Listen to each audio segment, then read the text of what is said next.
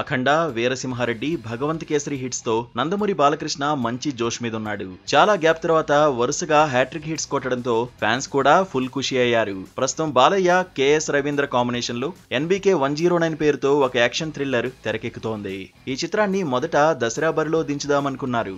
కానీ అనుకోకుండా బాలయ్య రాజకీయాల్లో బిజీ అవడం, ఎలక్షన్స్ రావడంతో షూటింగ్ కూడా చాలా రోజులు డిలే అయింది. దీంతో దసరా టైంకు వద్దామనుకున్న సినిమా పోస్ట్ పోన్ అయింది.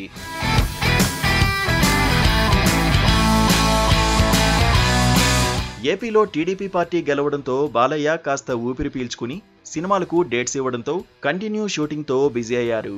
ఎట్టి పరిస్థితుల్లో NBK 109 చిత్రాన్ని అక్టోబర్ ఎండింగ్ లోపు పూర్తి చేయడానికి సన్నాహాలు చేస్తున్నారు. అయితే NBK 109 కోసం 2 రిలీజ్ డేట్స్ చూస్తున్నారట చిత్ర యూనిట్. అయితే డిసెంబర్లో కానీ లేదా సంక్రాంతి సందర్భంగా రిలీజ్ చేయడానికి సన్నాహాలు చేస్తున్నారు. డిసెంబర్, జనవరి నెలలో కూడా భారీ సినిమాలు రిలీజ్ కాబోతున్నాయి.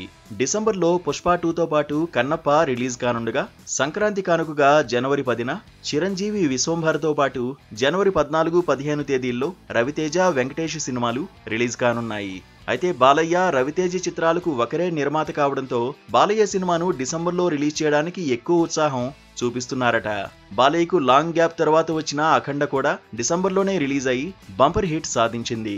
అందుకే ఫ్యాన్స్ తో పాటు నిర్మాతలు కూడా డిసెంబర్లోనే రిలీజ్ చేయాలని ఎక్కువ ఉత్సాహం చూపిస్తున్నారు. ఏదేమైనా బాలయ్యకు అటు డిసెంబర్ అయినా ఇటు సంక్రాంతి సీజన్ అయినా ఒకటే అని ఫ్యాన్స్ తో పాటు నిర్మాతలు భావిస్తున్నారు.